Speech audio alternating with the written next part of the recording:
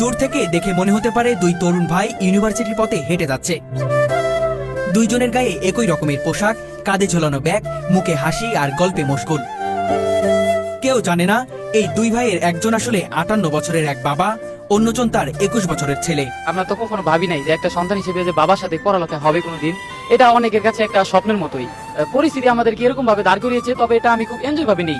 বাবা বেলায়েত শেখ ও ছেলে সাদেক শেখ জীবন। কিন্তু সম্পর্কটা যেন এখন শুধু বাবা ছেলের সীমায় আটকে নেই। তারা একে অপরের বেস্ট ফ্রেন্ড, একে অপরের প্রতিযোগী, একে অপরের অনুপ্রেরণা। ওই মোটামুটি আমার বন্ধু হিসাবে আমরা দুইজন একত্রে লেখাপড়া এখনো চালাই যাচ্ছি।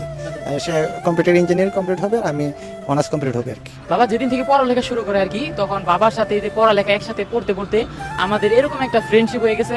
আমরা ধরতে পারেন আমরা দুজন বন্ধু, আমরা একসাথে বন্ধুর সাথে একসাথে মাঝে মধ্যে বের হই কলেজে যাওয়ার জন্য, একসাথে পড়াশোনা করি।